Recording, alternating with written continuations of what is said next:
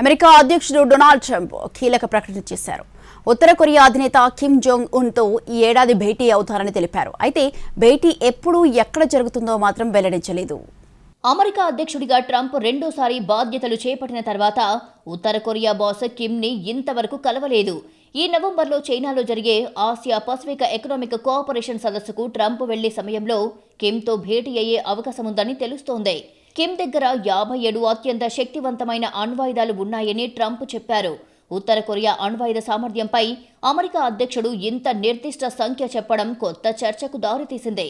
కిమ్తో తనకు మంచి సంబంధాలు ఉన్నాయంటూనే ఉత్తర కొరియా అణ్వాయుధ సంపత్తిపై పెద్దన్న అభ్యంతరం వ్యక్తం చేశారు. ఇరాన్ అణ్వాయుధం తయారు చేయకుండా అడ్డుకోవడమే లక్ష్యంగా అమెరికా యుద్ధం చేస్తోందని ట్రంప్ పదే పదే చెబుతున్నారు. మరి అలాంటిది అణ్వాయుధాలు కలిగి ఉన్న ఉత్తర కొరియా అధినేత కిమ్తో సమావేశానికి సిద్ధమవడంపై పలు ప్రశ్నలు వస్తున్నాయి. కిమ్తో భేటీ ప్రకటనకు 2 రోజుల ముందే దక్షిణ కొరియాతో అమెరికా నిర్వహించే కొన్ని సైనిక విన్యాసాలను తగ్గించాలని ట్రంప్ ఆదేశించారు. ట్రంప్ కిమ్ గతంలో 2018, 2019లో 3 సార్లు సమావేశమయ్యారు. అప్పట్లో కిమ్తో తన సంబంధాన్ని ట్రంప్ చాలా ప్రత్యేకంగా అభివర్ణించారు.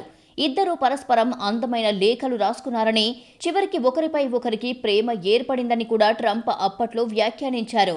ట్రంప్ రెండోసారి అధ్యక్షుడైన తర్వాత ఇప్పటి వరకు ఇద్దరూ కలవలేదు.